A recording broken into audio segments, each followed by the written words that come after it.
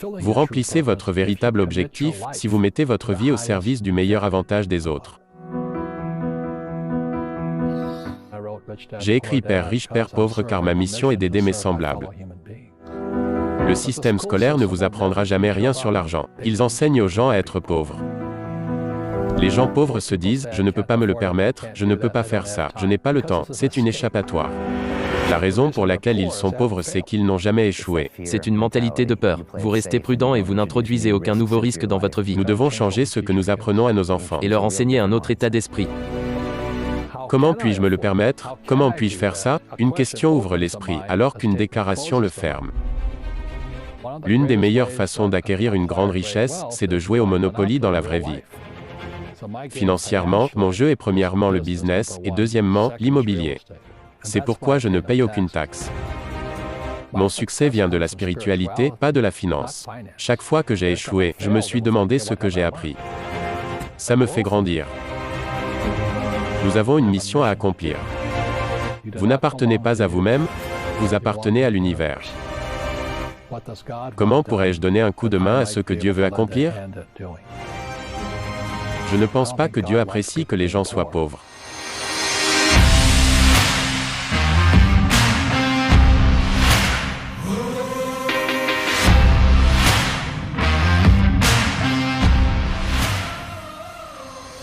Bonjour, mon nom est Brian Rose et mon invité d'aujourd'hui est Robert Kiyosaki, l'entrepreneur, éducateur et investisseur, mieux connu comme étant l'auteur de Père riche, Père pauvre, le meilleur livre de finances personnelles de tous les temps. Vous avez changé la façon dont 10 millions de personnes à travers le monde voient l'argent et vous êtes devenu un avocat au franc-parler qui défend l'éducation financière passionnément.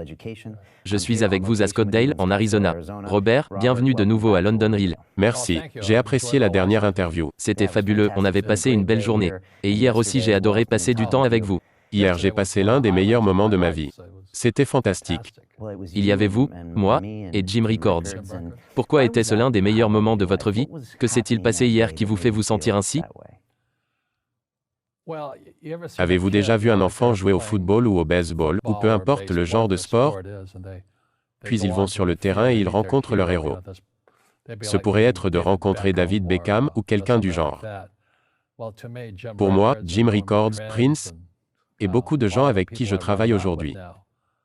Ce sont mes héros. Ils étaient les gars sur le terrain, et je me disais, mon Dieu, ils sont tellement intelligents. Ce sont des insiders dans ce monde. Alors, de pouvoir m'asseoir aux côtés de Jim et de travailler sur des projets avec lui me fait me demander, pourquoi suis-je ici? C'est un peu comme si David Beckham et moi jouions au foot ensemble. Ce n'est pas censé être possible. Donc, se retrouver tous ensemble, Jim Records, moi et vous. Ce n'est pas censé arriver. C'est impossible. Mais les rêves deviennent réalité. Vous avez toujours pensé que vous étiez l'outsider, et maintenant vous côtoyez entre guillemets les insiders, et vous vous accordez sur tout avec eux. C'est vrai. Nombreux sont ceux qui reçoivent des conseils financiers provenant d'outsiders, si vous connaissez peut-être un planificateur financier, un agent de change ou un courtier immobilier. Mais ils ne sont pas au centre de l'affaire. Et l'une des raisons pour laquelle j'aime être un entrepreneur et un investisseur immobilier, c'est que je suis toujours au centre de la transaction. Je connais le contrat, je fais partie de l'affaire. Mais la personne moyenne qui achète des actions, des obligations, des fonds mutuels, des TEF et qui économise de l'argent, ce sont des outsiders. Ils n'ont aucune idée de ce qu'il se passe entre eux et le vrai monde du marché. Donc concernant Jim Records et Nomi Prince, Jim s'occupait de la gestion du capital à long terme de la CIA, du Pentagone. Il était au cœur de ce qui se passe avec l'argent. Nomi Prince était Salomon, Lehman Brothers et Goldman Sachs. Ce sont des insiders. Et j'étais ce gars à part, de l'extérieur, essayant de comprendre ce qu'il faisait. Vous savez, comment l'un de ces magiciens s'y prend, comment fait-il pour tirer toutes ces ficelles et tout le reste, et nous sommes à l'extérieur en train de sautiller et faire ce qu'ils nous disent. Vous devriez économiser de l'argent. Ok, je vais économiser de l'argent. Vous devriez acheter des actions. Ok, je vais acheter des actions. Vous devriez investir dans ceci. Ok, je vais investir. Je savais qu'il y avait un magicien derrière ça et je voulais savoir qui c'est. Jim et les autres sont ceux qui se rapprochent le plus du magicien. Comment un enfant pauvre de 9 ans habitant à Hawaï se rend jusque-là? Beaucoup de gens considéreraient que j'étais pauvre, Mais je venais d'une famille qui avait une attitude de pauvre, si vous voyez ce que je veux dire.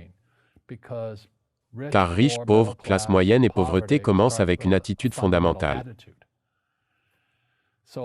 J'étais donc à Hawaï à 9 ans, et mon père était un responsable de l'éducation, il avait un doctorat. Un homme très intelligent, un bon gars.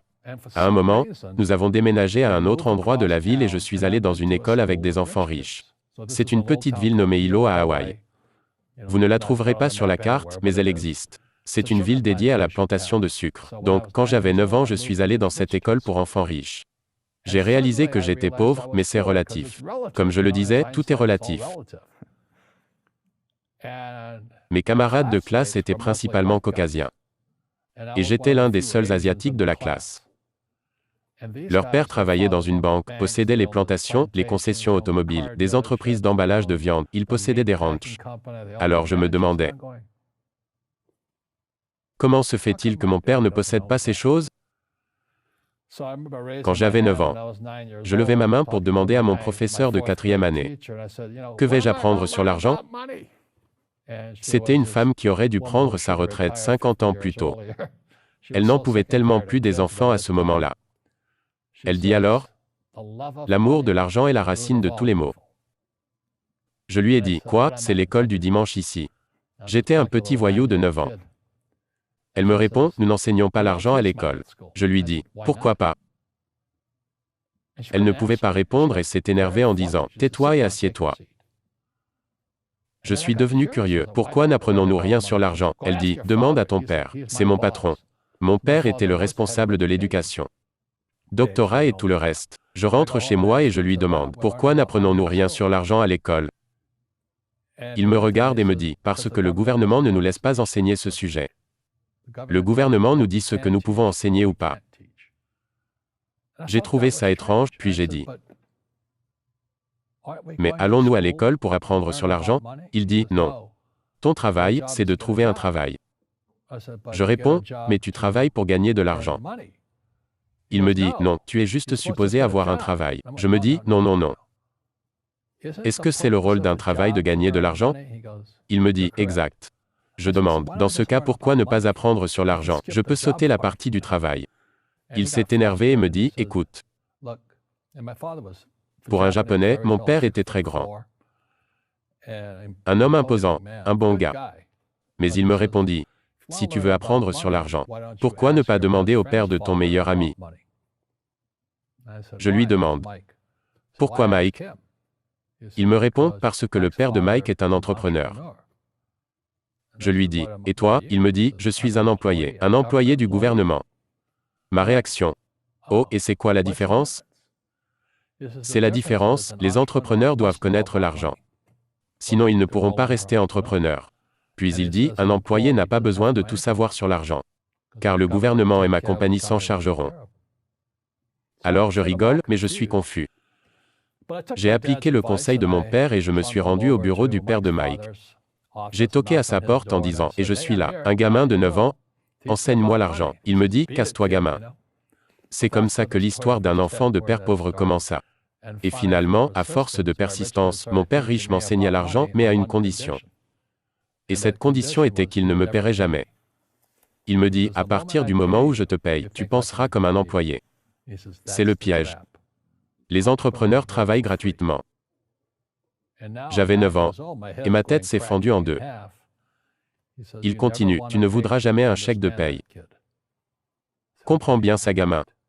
Je réponds, ok, j'ai compris. Il demande alors, comment faire de l'argent? C'est ce que les entrepreneurs trouvent eux-mêmes. C'est comme un chat qui essaie de chasser sa propre queue. Je lui demande, alors comment puis-je apprendre sur l'argent? Il sortit un plateau de jeux de Monopoly. Puis j'allais travailler gratuitement en ramassant des mégots de cigarettes dans les hôtels et les restaurants, faire un peu de ménage, des petites tâches, puis en grandissant j'ai fait du travail de bureau, marketing et comptabilité. J'étais un apprenti, mais je travaillais gratuitement. Et il m'enseignerait l'argent. Mais la façon qu'il m'apprenait l'argent, c'était en jouant au Monopoly. Alors un jour j'en ai eu marre et je lui ai demandé, quand vas-tu m'enseigner l'argent? Il me répondit, que crois-tu que nous faisons? On joue au Monopoly. Il dit, non, non, non. Que crois-tu que nous faisons? On joue au Monopoly. Que crois-tu que nous faisons? Je ne sais pas. Je t'enseigne l'argent. Ensuite, pour quand vous avez une maison verte, il dit, il y a beaucoup de formules pour le succès avec l'argent, il y en a des milliers. Mais l'une des meilleures d'entre elles se trouve dans le jeu du Monopoly, de nos jours encore. Quand vous avez 4 maisons vertes, vous obtenez un hôtel rouge. Je lui dis, quoi? Il me répond, l'une des meilleures façons d'acquérir une grande richesse, c'est de jouer au Monopoly dans la vraie vie. 4 maisons vertes donnent un hôtel rouge. C'est tout ce qu'il y a à savoir? C'est tout.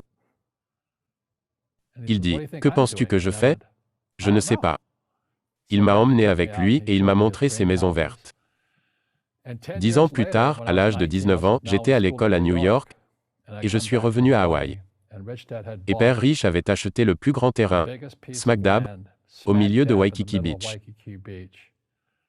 Si vous allez à Waikiki Beach aujourd'hui, vous verrez le Hyatt Regency Hotel. C'était son hôtel. Tout comme le jeu du Monopoly. Tout comme le jeu du Monopoly. Des actifs acquis qui sont devenus de plus grands actifs. C'est ce qu'on appelle un assemblage. Cette propriété n'était pas aussi grande avant. Il a donc dû acheter tous les petits commerces à proximité, car il était trop petit. Il a donc acheté cette boutique à ce propriétaire, puis cet autre commerce. Ça lui a pris du temps, mais il a finalement assemblé cette grande partie de propriété. Puis lui et Hyatt ont fait construire cet hôtel géant. Il s'est vendu à 800 millions de dollars. Voici comment j'ai appris sur l'argent. C'est grâce au fait qu'il refusait les chèques de paye. Il disait, le moment où vous acceptez un chèque de paye, votre cerveau meurt. Il est acheté et vous êtes juste payé. Il disait, tant que vous en voulez, vous réfléchirez. C'était un bon enseignant. Aujourd'hui, quand les gens me demandent ce que je fais et ils me connaissent comme l'auteur de Père riche, Père pauvre, je leur dis que je joue au Monopoly. Je possède des maisons vertes, des grands hôtels, des puits de pétrole, des terrains de golf, des entreprises. Je joue juste au Monopoly. C'est tout ce que je fais. J'ai réécouté votre livre pendant le vol qui m'a amené ici, je ne l'avais pas écouté depuis environ 6 ans. Et la première fois que j'ai lu Père riche, Père pauvre, je pensais que c'était un livre sur l'argent. Mais quand je l'ai réécouté il y a quelques jours, c'était différent. Je l'ai vu comme un livre sur la peur, sur la connaissance de soi, sur l'état d'esprit. Car vous décrivez ces gens, et ils sont dans leur monde, ils ne veulent pas reconnaître qu'ils y sont. C'est comme une prison dans leur esprit. Exact. Est-ce ce que vous avez essayé de traverser quand vous avez écrit ce livre? Eh bien, je ne sais pas ce que j'essayais de traverser. En réalité, j'avais créé ce jeu de société nommé Cash Flow. Et je ne pouvais pas vendre le jeu. Je devais écrire le manuel d'emploi. Et le manuel que j'ai écrit était Père riche, Père pauvre. Cash Flow est sorti en 1996 et Père riche, Père pauvre est sorti en 1997. Le fait est que Cash Flow concerne la comptabilité. Père riche, Père pauvre est un livre sur la comptabilité, revenus, bilan, trésorerie. Je ne sais pas si vous avez déjà pris des cours de comptabilité, mais il n'y a rien de plus ennuyeux que la comptabilité. Donc, pour sortir Père riche, Père pauvre qui est un livre sur la comptabilité, et le meilleur livre de finances personnelles de tous les temps, ça devait être intéressant. Ça a permis de vendre le jeu Cash Flow. Et aujourd'hui, il y a des milliers de clubs Cash Flow dans le monde. La mission était de faire que les gens enseignent à d'autres que vous pouvez contourner le système scolaire, car le système scolaire ne vous apprendra jamais rien sur l'argent. Le système scolaire est fait pour vous apprendre à être un employé, ce qui est important. Un docteur, un avocat, un spécialiste. Mais jamais sur l'argent. Une fois que je serai suffisamment vieux, que je serai à la retraite, que je serai riche et que je serai confortable. C'était une sorte de conscience sociale. Je devais partager ce que je sais. C'est pourquoi ça a pris jusqu'à 1996 avant que le jeu Cash Flow puisse sortir. Car comme ça je pouvais voir le crash de 1998 arriver. Et Père riche, Père pauvre est sorti en 1997. Il s'est avéré que tous les éditeurs m'ont refusé. Ils me disaient que je ne savais pas de quoi je parlais. Car je disais que ceux qui font des économies sont des losers. Votre maison n'est pas un actif et les riches ne travaillent pas pour l'argent. Les éditeurs sont comme mon père, des superstars académiques. Ce sont les meilleurs de l'école. Et ils ont refusé le livre. En faisant de l'auto-publication, et beaucoup de compagnies de marketing de réseau ont pris le livre comme Amway et d'autres. Ils ont pris le livre pour aider au recrutement car ça parle d'indépendance financière. Ils font la même chose que moi. Puis Oprah m'a appelé en 2000. Grâce à Oprah, je suis passé de l'obscurité à mondialement connu en une nuit en 2000. Le livre a fait partie des meilleures ventes du New York Times pendant 7 ans, jusqu'à ce que le New York Times le retire. Ils ont dit que ça avait assez duré.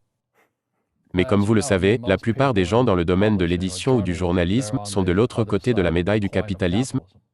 Vous savez. Alors, ils n'aiment pas ceux qui font de l'argent. C'est comme mon côté père pauvre. Voici l'histoire et je joue au Monopoly dans la vie réelle. Je n'ai pas besoin d'avoir un travail. Je n'ai pas de retraite. Je ne veux pas que le gouvernement s'occupe de moi, mais je ressens la responsabilité sociale d'enseigner. Et c'est ce que mon père riche a fait pour moi. Vous avez dit que le livre était sur la comptabilité et c'est un excellent livre sur la comptabilité car ça la rend compréhensible. J'ai pris la comptabilité en école de business et je vois ce que vous voulez dire. C'est ennuyeux. C'est ennuyeux, mais c'est aussi un livre au sujet de vos propres peurs. Je pense que c'est pourquoi ça résonne avec les gens. Vous leur dites les choses et ils savent que c'est vrai. Ils savent en se regardant dans le miroir qu'ils ne font pas les bons choix. Ils ne sont pas disciplinés, ils font les mauvaises choses et ils savent qu'ils ne sont pas heureux. Ils auront peur toute leur vie en attendant la prochaine paye. Et on peut le comprendre, vous savez. Nous avons tous des peurs. Pour dire la vérité, nous avons tous des peurs. La différence, c'est comment vous les gérez. Einstein disait que l'imagination est plus importante que le savoir. Mais le savoir décuple l'imagination. La chose dont les gens manquent, c'est d'éducation financière. Comme la comptabilité, les dettes, les taxes. Vous devez connaître ces choses-là, mais ils ne l'enseignent pas à l'école, à personne. Donc, quand les gens me demandent « Comment votre père riche a-t-il appris cela ?» alors que votre père pauvre, avec un doctorat, ne l'a pas appris. La réponse est simple, mon père riche n'était pas un ami de mon père pauvre.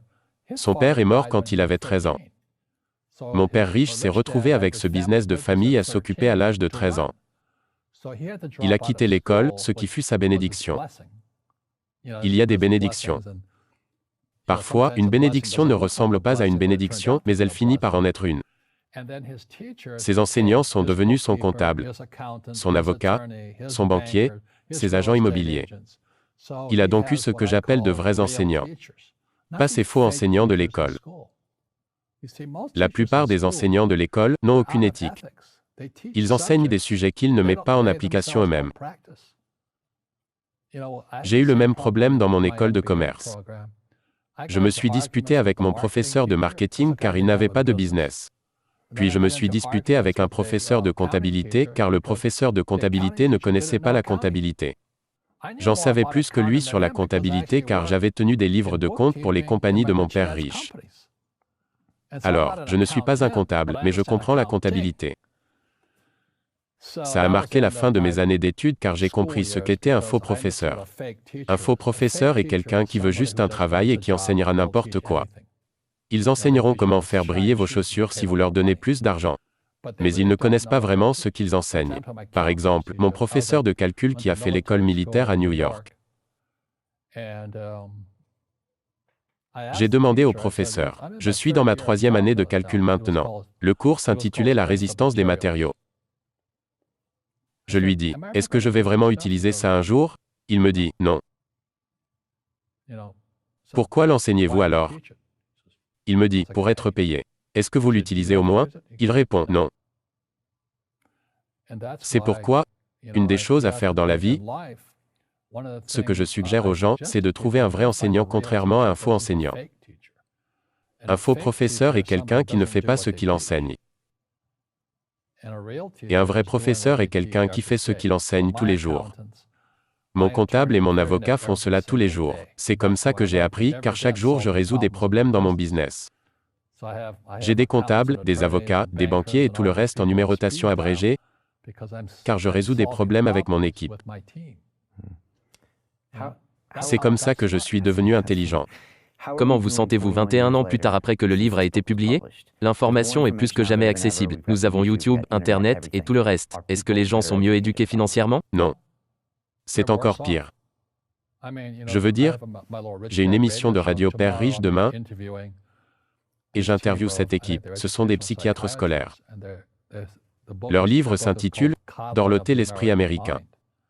Il parle de la façon dont notre système scolaire affaiblit nos étudiants.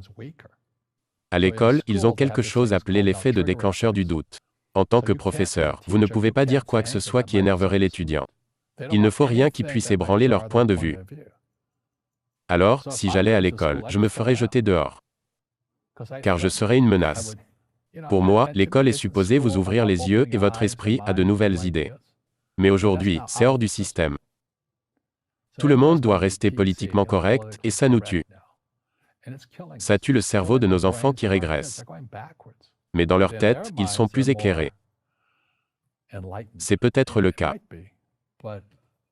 Mais si je n'avais pas été confronté à des idées qui m'avaient bousculé, je n'aurais jamais rien appris de nouveau. Et les mécanismes déclencheurs comme ceci, ils ne vous laissent plus avoir des cacahuètes dorénavant.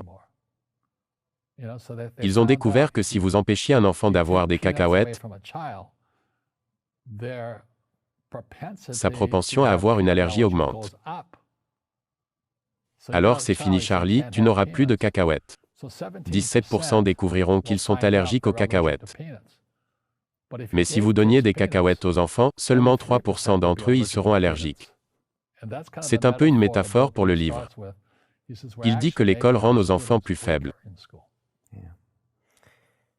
Vous avez fait un séjour d'entreprise ici il y a environ une semaine.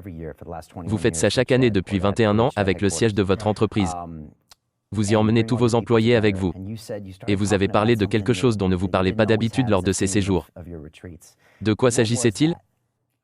Nous l'avons remis dans l'entreprise cette année. Il s'agissait du fait que mon succès vient de la spiritualité, pas de la finance. Ce qui s'est passé, c'est que quand ma femme et moi avions commencé Père Riche en 1996, nous avions laissé de côté la spiritualité.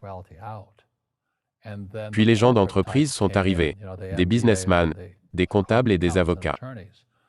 Ils ont essayé d'en faire un business. Et j'ai dit non. Nous ne sommes que deux personnes mariées, un genre de Robin des Bois et sa bande. Êtes-vous Robin des Bois ? Prendre aux riches pour donner aux pauvres ?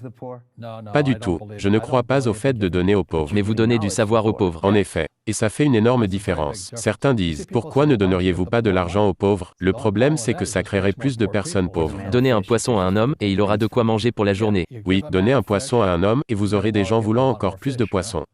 Alors apprenez-leur à pêcher. Mais vous êtes le Robin des Bois du savoir, car je vous vois distribuer ce savoir autour de vous et les gens riches grincent des dents en disant « Ne leur dis pas ça Robert ». Exact, ne dis pas aux gens ce que tu sais. Laisse les pauvres. Malheureusement, les pauvres tels que le dit la Bible, et je ne suis pas vraiment religieux, mais les pauvres seront toujours parmi nous. Car tout commence là-dedans. C'est une mentalité de peur. C'est dans leurs mots, vous savez, et la parole devient chair. Je ne suis pas vraiment religieux, j'ai aussi raté l'école du dimanche. Mais quand ils disent « je ne peux pas me le permettre » ou « je ne peux pas le faire », ils régressent. Ils deviennent ce qu'ils disent. J'ai entendu tellement de gens dire « je ne peux pas me le permettre ». Crois-tu que je suis fait d'argent ? Votre mère disait cela. Mon père pauvre le disait. Il disait « penses-tu que je sois fait d'argent ? Je ne peux pas me le permettre. » Et mon père riche dirait « c'est pourquoi il est pauvre. » Les gens pauvres se disent « je ne peux pas me le permettre, je ne peux pas faire ça, je n'ai pas le temps, c'est une échappatoire. » C'est une échappatoire. C'est plus facile de dire « je ne peux pas me le permettre, je suis trop fatigué, je ne peux pas aller à la salle de sport. » Quand bien même vous pourriez vraiment aller à la salle de sport. Mais non, je ne peux pas. Je suis juste trop fainéant pour y aller. Vous restez prudent et vous n'introduisez aucun nouveau risque dans votre vie. J'ai la sécurité de l'emploi. Exact. Et qu'est-ce que votre père riche disait à la place de « je ne peux pas me le permettre » ? Comment puis-je me le permettre ? Comment pourrais-je faire ça ? Qu'est-ce que ça prendrait ? Ou pourquoi le ferais-je ? Il disait, une question ouvre l'esprit, alors qu'une déclaration le ferme. Quand vous dites « je ne peux pas me le permettre », votre esprit s'arrête. Vous devenez ce que vous dites. Par exemple, j'ai tout le temps du mal avec mon poids. Vous me dites que vous faites un régime vegan et tout le reste. Vous savez, je fais un régime vegan 3 fois par an. C'est la pire chose du monde à faire, mais j'ai la discipline de le faire pendant 21 jours. Le reste du temps, je choisis ce que je veux. Le truc, c'est que nous devenons les créatures de nos propres habitudes. Et tant que nous ne stoppons pas l'habitude, nous ne changeons pas. Je fais des séjours d'entreprise 2 fois par an. Pendant 3 jours, les gens viennent du monde entier et nous étudions ensemble. Et cette fois, nous avons parlé de spiritualité. La spiritualité, nombreux sont ceux qui ont du mal à croire ce qu'ils entendent de Robert Kiyosaki. Père riche, père pauvre devrait être mis en avant pour la spiritualité, car ils pensent que ça ne concerne que l'argent. Mais ce n'est pas le cas. En effet, les gens disent, l'argent n'est pas si important pour moi. Alors, si l'argent n'est pas si important pour vous, ce n'est juste pas important pour vous. Vous ne vous souciez pas de l'argent, l'argent ne se soucie pas de vous. Les paroles deviennent chères. Je ne deviendrai jamais riche. Ou ma préférée, les riches sont cupides. Ce sont les pauvres qui sont cupides. Quand vous y pensez, pour être riche, vous devez donner quelque chose. Je dois produire des livres et des jeux, je dois acheter de l'immobilier, et je fournis des logements, je fournis du travail et tout ça. C'est pourquoi je suis riche. Mais les gens cupides ne produisent rien. Non, ce sont les riches qui sont cupides.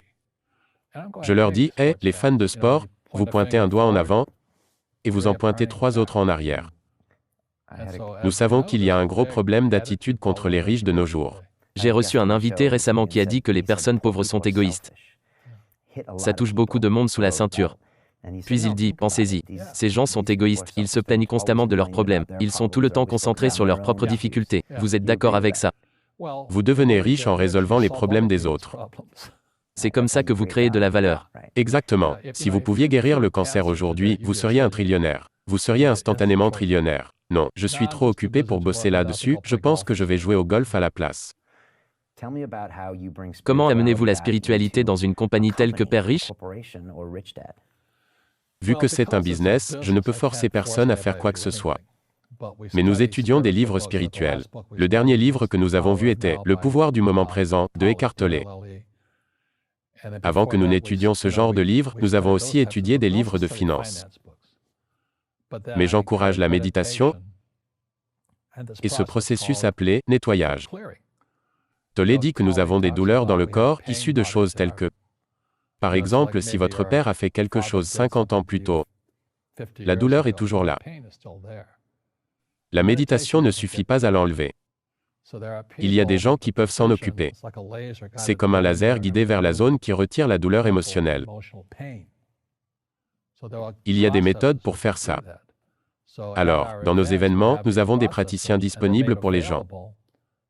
Maintenant, est-ce que tout le monde y participe? Non. Ça demande d'y croire. Ça ne marche pas. C'est vrai.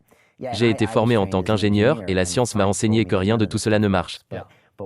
Mais quand je médite et que je fais du yoga, je sens que la douleur quitte mon corps. Donc, je dois me demander, suis-je encore bloqué dans cet état d'esprit de père pauvre à croire ce que tout le monde me dit? Puis, je prends des décisions pour moi-même. Quand les gens demandent comment j'ai pu participer à l'émission d'Oprah, ou comment j'ai fait pour écrire un livre avec le président Donald Trump, je dis que j'ai dû le repousser. Il est tellement haï, c'est un bon gars pourtant. J'aimerais parler de lui. Bref. Comment ai-je pu faire tout ça? Ce n'était pas mon cerveau. Oprah devait faire partie de la programmation car ça la concerne aussi. Trump et moi avons écrit ce livre car nous avons tous les deux des pères riches. Et nous défendons tous les deux l'éducation financière. Énormément de gens l'haïssent juste parce qu'il est riche et qu'il est odieux. Il est odieux, je dois le reconnaître. Mais nous n'avons pas fait cela ensemble pour l'argent car nous avions tous les deux des pères riches qui nous ont enseigné comment faire de l'argent. Nos écoles ne nous apprennent pas ça. Les écoles nous apprennent l'exact opposé de ça. Donc, comment un petit gars comme moi, et nous n'étions pas vraiment pauvres, nous étions dans la classe moyenne. Je pense que mon père faisait dans les 20 000 $ par an. Et quand j'ai été diplômé de l'université, je faisais 120 000 $ par an. 6 fois ce qu'il gagnait. Et j'avais 21 ans. Il me demande, comment fais-tu cela? Je lui dis, je ne suis pas allé à la même école que toi. Vous avez utilisé votre esprit différemment. Non. J'ai juste suivi mon cœur. Je suis allé à l'école pour devenir un officier de navire pour naviguer. Alors j'ai navigué tout autour du monde. Dans les années 60, si vous naviguez dans la zone de guerre au Vietnam, ce que j'ai fait, vous devez payer le double et sans aucune taxe. C'est comme ça que j'ai fait 120 000 par an. Je suis revenu et mon père gagnait encore 20 000 $ par an alors que j'en gagnais 120 000. Il ne pouvait pas le comprendre. Car c'est un homme pauvre dans son esprit et dans son âme. Il me dit, tu es devenu comme tous ces gens riches. Je lui réponds, juste parce que j'ai de l'argent? J'étais dans la zone de guerre. Mais ça violait toutes ces valeurs fondamentales. Vous avez reçu M. Lipton dans l'émission, n'est-ce pas? Bruce Lipton, oui. Bruce Lipton, il dit que la pauvreté est transmise. Vous l'apprenez dans votre famille. La classe moyenne la transmet dans les familles. J'étais ravi qu'il approuve Père riche, Père pauvre dans votre émission. Car il a dit, j'ai appris avec un homme riche. Et les gens qui sont actuellement assis chez eux, qui galèrent financièrement, qui s'inquiètent pour l'argent, ou qui ne sont pas heureux alors qu'ils font beaucoup d'argent mais sans aimer ce qu'ils font, on vous l'a sûrement enseigné. Votre super-ego a appris. Trouve-toi un travail, travaille dur, tu ne seras jamais riche, les riches sont diaboliques. Peu importe. À moins de changer votre état d'esprit, votre argent ne vous aidera pas. En effet. On voit des gens qui gagnent à la loterie ou qui gagnent beaucoup d'argent et ils ont toujours les mêmes problèmes, car ils ont l'âme d'un pauvre. C'est sûr. Si vous êtes pauvre, vous resterez pauvre. C'est très difficile pour les gens de comprendre ça. L'argent disparaîtra très rapidement. Comme la plupart des athlètes, ils font des millions de dollars et environ 65% d'entre eux perdent tout 5 ans plus tard. C'est parce qu'ils viennent de familles pauvres. Si vous leur dites ça, vous les mettrez en colère. Ils diront que c'est la faute des riches. Les riches m'ont arnaqué, le gouvernement m'a arnaqué. Malheureusement, ce que M. Lipton disait, c'est que c'est transmis génétiquement. C'est l'aspect effrayant de la chose. Donc, ce que M. Lipton disait, ce que Trump et moi disions, puis ce que Jim Records et Nomi Prince disent, c'est que nous devons changer ce que nous enseignons à nos enfants. J'essaie de changer ça. Vous savez, cette âme, cet ADN, et leur enseigner un autre état d'esprit. S'ils doivent leur enseigner cela, Einstein disait que l'imagination est plus importante que le savoir. C'est vrai, mais vous devez aussi connaître le savoir de base concernant les taxes, les dettes, les comptes annuels et tout le reste.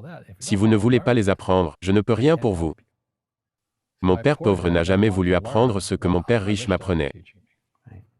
Vous avez écrit un livre avec Trump car vous étiez tous les deux passionnés par le fait de transmettre ce savoir. Vous aviez tous les deux des pères riches qui vous ont ouvert l'esprit sur ce qui est possible. C'est un peu comme avoir la mentalité d'un investisseur. Comment puis-je me le permettre? Vous voyez chaque chose dans la vie comme un investissement de temps, d'argent. C'est un incroyable état d'esprit à avoir. Quel a été le processus d'écriture des livres avec Donald Trump? Vous avez écrit 2 livres ensemble. Et qu'avez-vous appris de lui? C'est un homme avant d'être un président. Il n'y a pas de Donald Trump.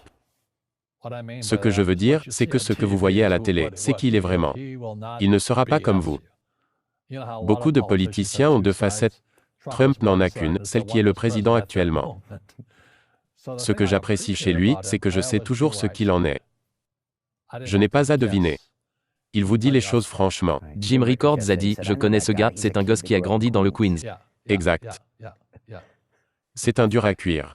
Il est très dur. Le quartier du Queens n'est pas si loin de l'école où j'allais à New York. Ces gars sont des durs. Vous êtes dur aussi. Nous sommes devenus durs en grandissant. Mais pour beaucoup de gens, c'est offensif. C'est le nouveau truc à propos des déclencheurs à l'école. Vous n'avez pas le droit de m'offenser. Vous ne pouvez pas m'effrayer. Ne me donnez pas des cacahuètes. Ok. Vous savez, nous devenons de plus en plus faibles. C'est mon opinion. J'ai souvent entendu ça de la part de personnes issues de votre génération. Vous et Trump dites que le politiquement correct nous tue. Ça nous tue. Quand j'étais enfant, on se taquinait tout le temps. Vous ne pouvez plus rien dire désormais. Vous ne pouvez plus taquiner quelqu'un car il va vous poursuivre en justice. Dans ma situation, je ne reste jamais seul avec une femme, sinon je me fais rapidement poursuivre en justice. Vous comprenez? Je ne fais pas l'idiot. J'aime ma femme et nous sommes mariés depuis 33 ans. Mais de nos jours, on vous accuse pour un rien, et vous voilà coupable. C'est une maladie dans notre société. Ça va changer dans les 50 prochaines années? Ça doit changer, n'est-ce pas? L'un de mes meilleurs professeurs s'appelait Buckminster Fuller, il a créé le dôme géodésique et tout ça. C'était le genre d'homme qui me recadrait spirituellement. Il parlait toujours des principes généraux, et ces principes sont toujours vrais, sans exception. Si vous faites tomber une pierre dans l'eau, les ondulations vont toujours dans ce sens. On appelle ça la précession. Il dit qu'il n'y a aucune exception. Vous ne pouvez pas faire tomber une pierre dans l'eau sans obtenir d'ondulation. Peu importe ce que l'on fait, dans tous les cas il y aura des ondulations, ça s'appelle la précession. L'éphéméralisation, c'est notre capacité de faire plus avec moins. Si vous regardez un téléphone portable, il possède plus de puissance que l'ordinateur Sperry d'il y a 50 ans. C'est faire plus avec moins. Les humains deviennent de plus en plus puissants. Nous avons plus de pouvoir. Malheureusement, nous ne sommes pas évolués en tant qu'êtres humains. C'est horrible. Nous sommes plus séparés et plus antisociaux. Les médias sociaux sont antisociaux. Je ne suis pas ces choses personnellement. Je fais très attention à ce que je dis, contrairement à Trump. Mais nous sommes tellement devenus antisociaux.